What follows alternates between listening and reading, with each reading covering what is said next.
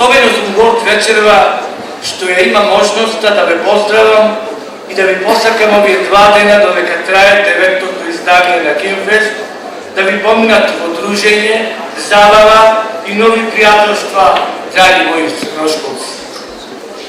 Гимназијата, каде што јас ги поминав најубавите денови, од секогаш најдувала својствен начин да ги промовира квалитетните потенцијали со кои располага гимназијата и незините ученици од таа гимназија. Веќе 9 години вие тоа го правите на најдобар начин, преку музиката, подсетувајќи на сите, а пред се нас возрастните, за значењето на пријателството, љубовта, поддршката која еден на друг треба да ја пружаме, на вистинските морални вредности и хуманости. На фактот дека музиката има моќ на обединување и кога тоа го прави на вистински и правилен начин, е прифатена во широката заедница во општество. Го поздравувам фактот што гимназијата најде начин на препознавање на квалитетите кои ги поседуваме од областта на музиката и што овозможува сето тоа да биде близко до сите нас. А на учениците им ги отвора вратите на нови видици, на нови почетоци, ги поттикнува да ги негува своите квалитети, да ја сакаат музиката, да градат пријателства и да споделуваат искуства и нови моменти.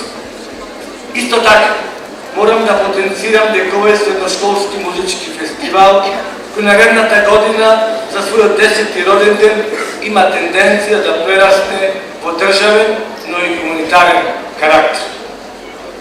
Почитувани ученици, почитувани професори, вие ја создадовте оваа приказна, а ние секогаш сме ве следеле во од, така и ќе биде и вечерно.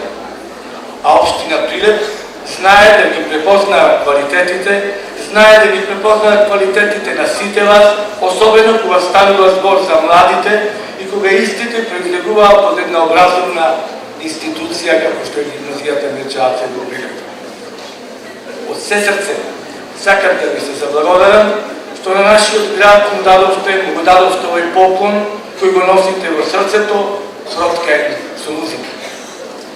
Им благодарам и на професорите, и на училиштето, и на учениците, на сите тие кои што го поддржуваат овој фестивал, кој секогаш ќе биде местото каде што се создава една синергија на заеднички делување.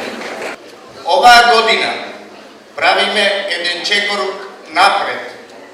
Покрај првата надпреварувачка наша традиционална вечер, имаме и втора вечер. Тоа е ревијален карактер, каде што настапуваат ученици од средните училишта од преку 10 градови во Македонија. Со тоа Кинфест станува прв национален средношколски фестивал.